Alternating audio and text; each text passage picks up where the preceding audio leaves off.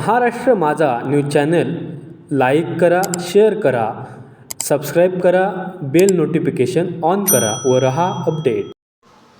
बांधवांकडनं खास करून हा जो विधानसभा मतदारसंघ आहे, या मतदारसंघातनं विचारणा केली जात होती की मराठा समाजाची या निवडणुकीमध्ये भूमिका काय राहणार आहे.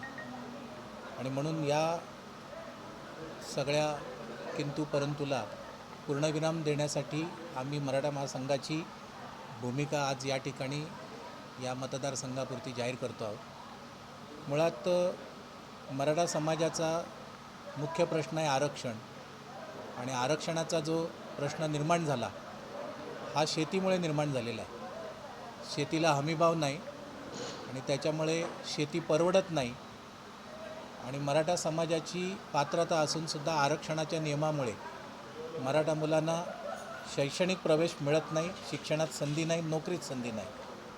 आणि म्हणून या मराठा समाजाच्या प्रश्नाला वाचा फोडण्यासाठी मराठा समाजाने 58 मोर्चे काढले आणि त्यानंतर जरांगे पाटील यांच्या नेतृत्वाखाली मराठा प्रश्न जिवंत ठेवला. मराठा समाजाला एकंदर 2014, 2018 आणि 2024 या 3 वेळा जी तत्कालीन राज्य सरकार होती, या राज्य सरकारांनी मराठा समाजाला आरक्षण दिलं. परंतु यापैकी 2 आरक्षणं ही न्यायालयीन पातळीवर टिकली नाही. आणि याचं मुख्यतः कारण असं होतं की जो सर्वोच्च न्यायालयाचं एक निकालपत्र आहे, इंदिरा साहनी, त्याच्यामध्ये 50% वर आरक्षण देता येणार नाही अशा प्रकारची भूमिका सर्वोच्च न्यायालयाने घेतल्यामुळे ती 2014 आणि 2018ची आरक्षणं टिकली नाही. आणि तोच प्रयोग 2024मध्ये आत्ताच्या युती सरकारने केला आहे. आणि त्याच्यामुळे मराठा समाजाची आमची अशी एक धारणा आहे की हे जे काही आरक्षण दिलं गेलेलं आहे SCBCचं 10%, हे आरक्षण काही कायद्याच्या कसोटीवर टिकणार नाही. परंतु 3 सप्टेंबर 2023मध्ये जरांगे पाटील यांच्या आंदोलनावर झालेल्या लाठीमारातून महाराष्ट्राला जरांगे पाटील यांचं एक नेतृत्व मिळालं. आणि मग त्यांनी पहिल्यांदा कुणबी ज्यांच्या नावाच्या नोंदी आहेत अशांना आरक्षण मिळावं अशा प्रकारचं त्यांनी मागणी केली. आणि त्या मागणीप्रमाणे सरकारने शिंदे समिती नेमली आणि त्याच्यामध्ये 57 लाख नोंदी हे सरकारच्या आकड्यावरीनुसार कुणबी सापडल्या. परंतु आपल्या जिल्ह्यामध्ये आणि खास करून रत्नागिरी सिंधुदुर्गमध्ये मराठा समाजाच्या काही कुणबी अशा नोंदी फारशा आढळल्या नाहीत. त्याच्यामुळे आज प्रश्न असा निर्माण झालेला आहे की एके बाजूला जरांगेंचं आंदोलन आहे आणि दुसऱ्या बाजूला सिंधुदुर्ग आणि रत्नागिरी जिल्ह्यातला मराठा बांधव आहे. आज जरांगे पाटलांच्या आंदोलनामुळे जी महाराष्ट्रामधली मराठा समाजाची लोकसंख्येच्या अनुषंगाने जी आकडेवारी आहे त्याच्यामध्ये बऱ्यापैकी मोठ्या प्रमाणात फरक पडलेला आहे. कारण कुणबी म्हणून विदर्भातले सर्व मराठे हे आजही कुणबीमध्ये त्यांच्या कागदपत्री नोंदी आहेत. पश्चिम महाराष्ट्र आणि उत्तर महाराष्ट्रामधल्या 40% मराठ्यांकडे आज कुणबी प्रमाणपत्र आहेत.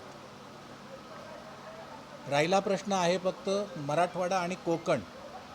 जर मराठवाड्यामधले हैदराबाद गॅझेटियर जर लागू केलं गेलं आणि सगळे सोयरेचा विदर्भ आणि मराठवाड्यापुरता जर निर्णय सरकारने लागू केला तर मराठवाड्यामधले सुद्धा लोक ही पूर्णतः कुणबीमध्ये जाऊ शकतात.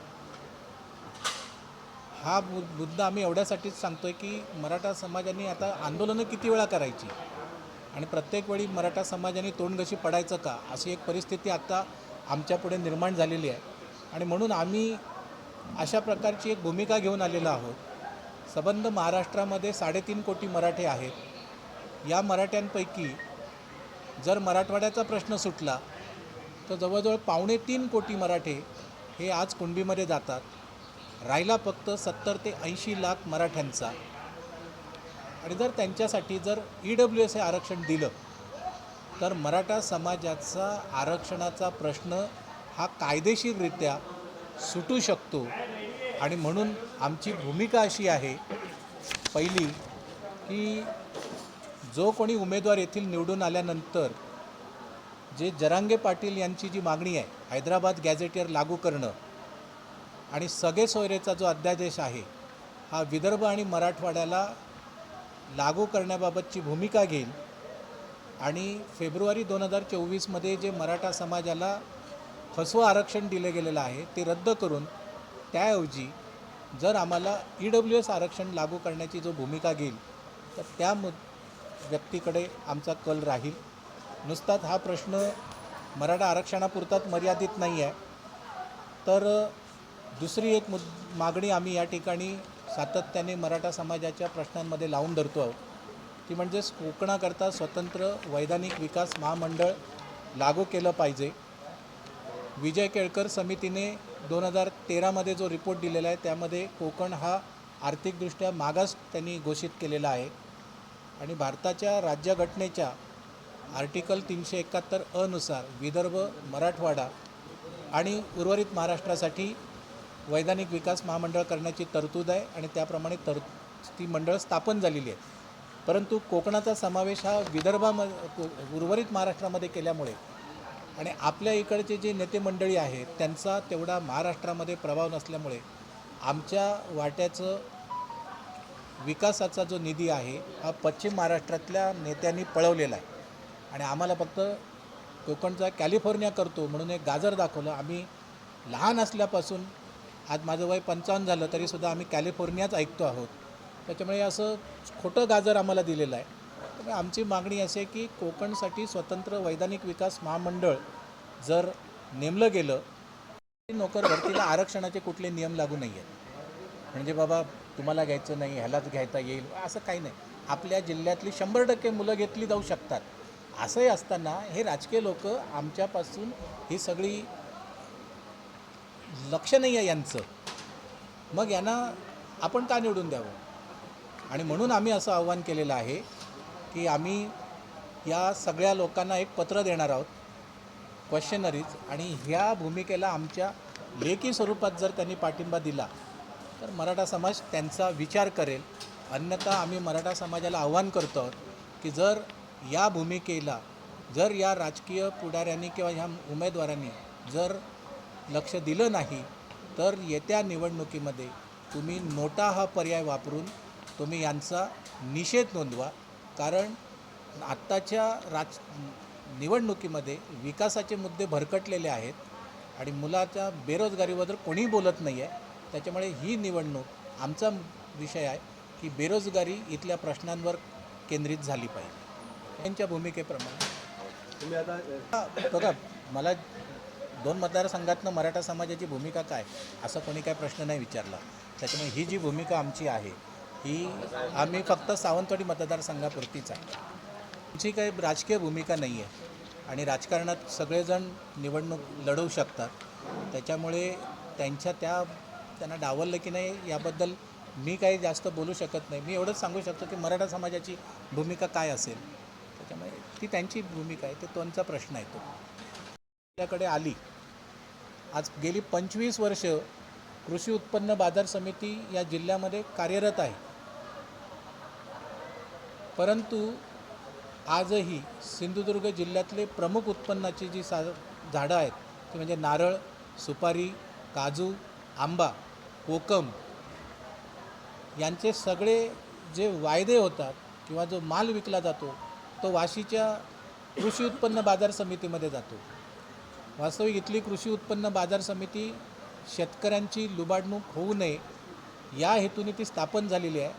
त्याच्यामुळे इथली कृषी उत्पन्न बाजार समितीचं सक्षमीकरण झालं पाहिजे आणि आपल्या इथल्या शेतकऱ्यांना माल विक्रीसाठी मुंबईला न जाता इथं स्थानिक ठिकाणी विक्रीसाठी त्यांना सोयी उपलब्ध करून दिल्या पाहिजेत अशी आमची मागणी आहे. आणि दुसरी महत्त्वाची शेवटची मागणी म्हणजे आज सिंधुदुर्ग जिल्ह्यामध्ये ज्या ज्या नोकर भरत्या होतात या नोकर भरतीकडे कोणत्याही राजकीय नेत्याचं लक्ष नाही आहे. सिंधुदुर्ग जिल्ह्यामध्ये ज्या नोकर भरत्या होतात त्याच्यामध्ये सिंधुदुर्गातल्या भूमिपुत्रांचं प्रमाण नगण्य आहे.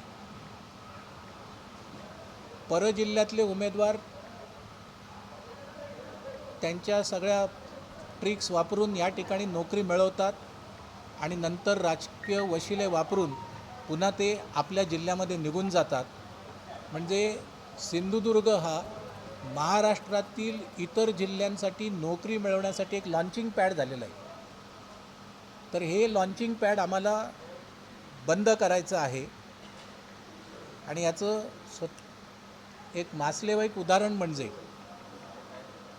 जो डी.एड बेरोजगारांचा एक प्रश्न निर्माण झालेला आहे आपल्या जिल्ह्यामध्ये. या मतदारसंघातले एक उमेदवार हे राज्य शालेय मंत्री आहेत. त्यांच्या डिपार्टमेंटचा प्रश्न असा आला आहे की कंत्राटी नोकर भरती या शिक्षण विभागाने करायचं ठरवलं. 8 ऑक्टोबरला त्यांच्या भाषेमध्ये जाहिरात निघाली आणि अर्ज भरण्याची शेवटची मुदत ही 10 ऑक्टोबर.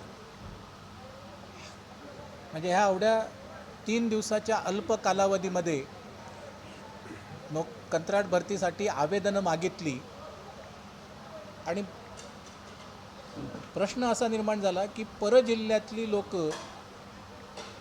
यांना महाभारतातील संजयासारखी एक दिव्यदृष्टी प्राप्त झाली आणि त्यांना कळलं की सिंधुदुर्ग जिल्ह्यामध्ये अशा प्रकारे कंत्राटी भरती होणार आहे आणि तिथून 1000 अर्ज आले. 3 दिवसामध्ये हे एवढे हजारो अर्ज महाराष्ट्रातल्या अन्य प्रांतांमधनं आले कसे? आणि या उलट आमची मुलं कदाचित धृतराष्ट्रासारखी आंधळी झाली की काय असा आम्हाला प्रश्न निर्माण येतो आणि यांचे अर्जच नाही. त्याच्यामुळे ही जी नोकर भरती जी आहे अशा प्रकारची कंत्राटी भरती ही भरती बोगसरित्या आपल्या भूमिपुत्रांवर अन्याय करण्यासारखी झालेली आहे. आणि त्याच्यामुळे आमचं म्हणणं असं आहे की सिंधुदुर्ग जिल्ह्यामध्ये ज्या काही होणाऱ्या सर्व कंत्राटी भरतीमध्ये 100% सिंधुदुर्गातल्या भूमिपुत्रांना न्याय दिला पाहिजे. मग तो कुठल्याही जाती धर्माचा असू दे, आम्हाला त्याच्याशी काही देणं घेणं नाही. मराठा पाहिजे असं आमचं म्हणणं नाही. आणि आत्ता कार्यरत असलेले जे कंत्राटी भरतीवरले जे नोकर आहेत त्यांना काढून टाकून त्यांच्या ठिकाणी आमची आपल्या सिंधुदुर्गातली मुलं ही घेतली गेली पाहिजे. आम्ही माहितीच्या अधिकारामध्ये या कंत्राटी नोकर भरतीच्याबद्दल शिक्षक भरतीबद्दल माहिती मागितली. तुम्ही कधी नोटिफिकेशन काढलं आणि आम्हाला त्याच्याबद्दल माहिती अधिकारामध्ये काय उत्तर आलं हा आमचा कार्यकर्ता विनय गायकवाड तुम्हाला सांगेल. 8 ऑक्टोबरला कंत्राटी भरती संदर्भात कुठली जाहिरात सार्वजनिक न करता तर त्या महामंडळाच्या अनुषंगाने कोकणसाठी स्वतंत्र आर्थिक आणि शैक्षणिक तरतुदी करून आपल्या कोकणासाठी मागणी करता येऊ शकतील. त्या मागणीला जर कोणी पाठिंबा देईल तर त्यालासुद्धा आमचा पाठिंबा राहील.